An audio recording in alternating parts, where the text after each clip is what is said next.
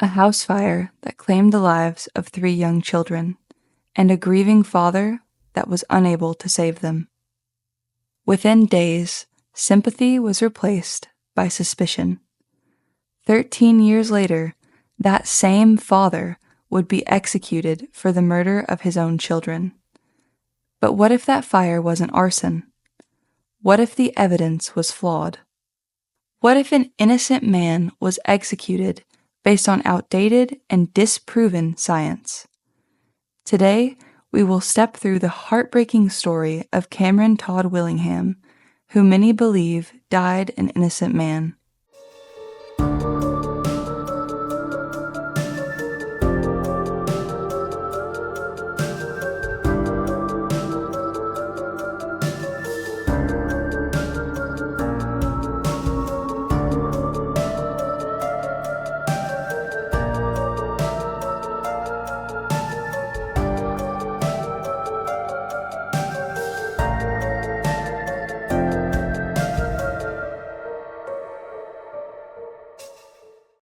It was December 23, 1991, in Corsicana, Texas, a small town just over 50 miles south of Dallas. 2 days before Christmas, flames engulfed a small family home. Inside, 2-year-old Amber and 1-year-old twins, Carmen and Cameron, were trapped. Their father made it out with only minor burns, but the young children were not so fortunate. The grieving father told authorities he'd tried to save his daughters, but the fire had spread too quickly. It was a devastating tragedy, but within a few days, mourning gave way to a murder investigation. This is the story of Cameron Todd Willingham.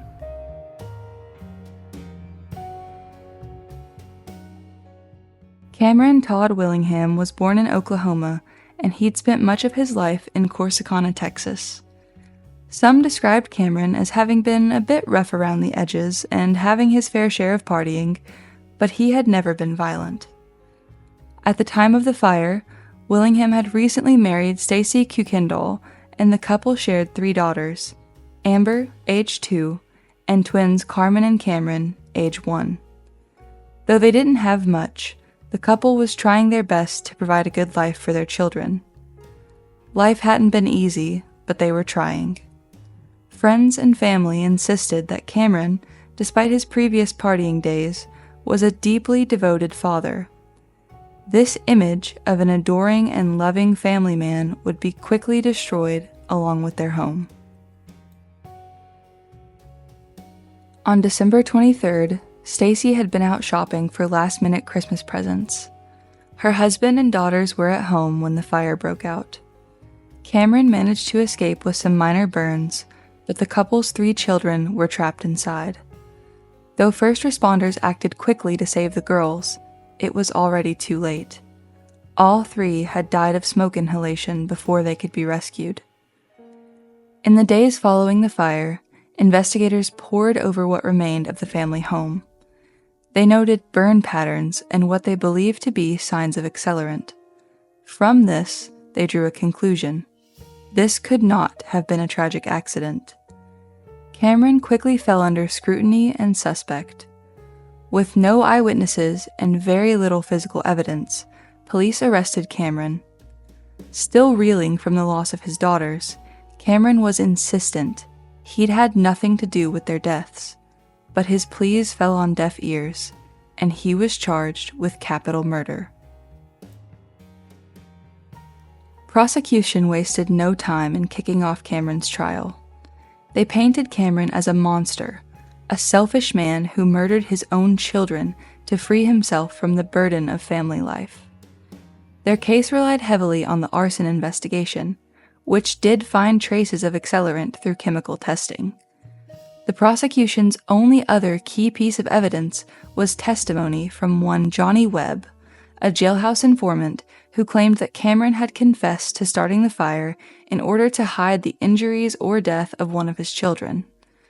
According to Webb's testimony, Cameron had repeatedly burned Amber with a piece of wadded paper to make it seem that the children had been playing with fire previously. However, Amber's body showed no distinguishable markings of such an incident. Later, it became apparent that Webb had been offered a deal by the prosecution. Testify against Cameron, and we will get your sentence reduced. Many years after the trial, Webb spoke with a reporter from The New Yorker and cast doubt on his own testimony, saying that he'd been taking many medications at the time to treat his bipolar disorder. After Webb was released from custody, he filed a motion to recant his testimony in the Cameron Todd Willingham case, but it was too little, too late. Following his short trial, Cameron was found guilty and sentenced to death.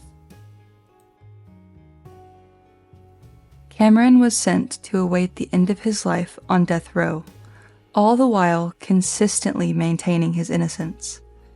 His multiple attempts at appeal were denied. Then, in January of 2004, famed arson investigator Dr. 𝖕𝖊𝖉𝖎 provided his own review of the case.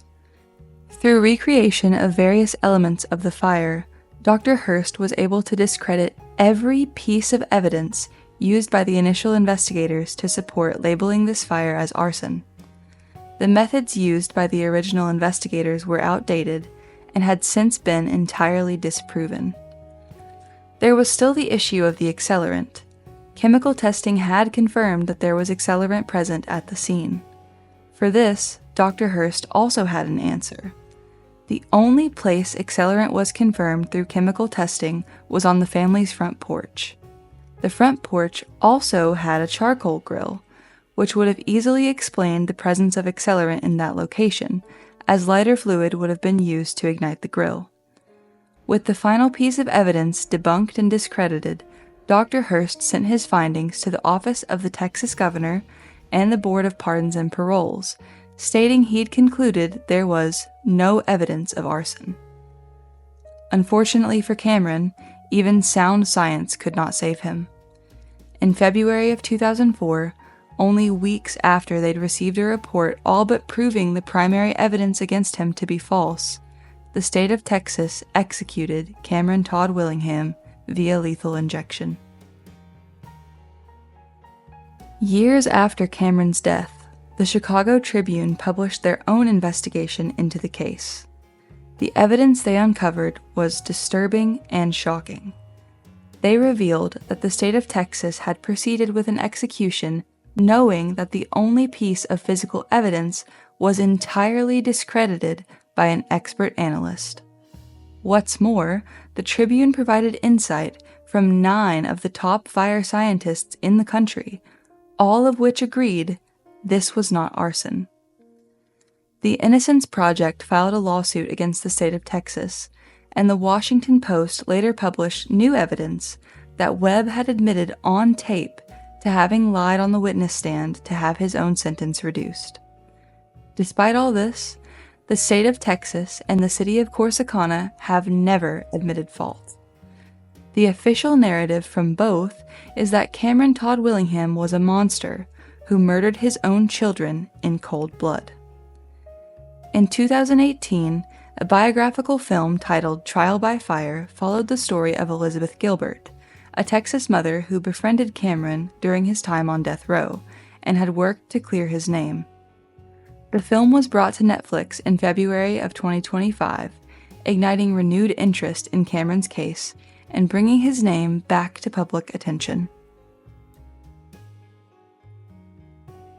Cameron Todd Willingham's case is a chilling reminder of what can happen when science fails, the pursuit of justice is clouded by hasty and overzealous individuals, and politics take precedence over the truth. The fire destroyed a family, the conviction destroyed the life of a grieving father, and the case destroyed credibility of a system supposedly built on the premise of justice. The debate as to whether or not Cameron Todd Willingham is innocent or guilty lives on, just as his story shall live on as yet another tale from the underworld. Thanks for listening to Tales from the Underworld.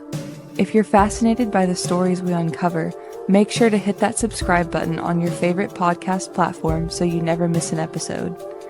For even more exclusive content, Head over to our website at talesfromtheunderworld.com and subscribe to our newsletter. You'll get insider access to deeper case details, early updates on new episodes, and more true crime content sent straight to your inbox. Until next time, stay curious, stay vigilant, and stay out of the shadows.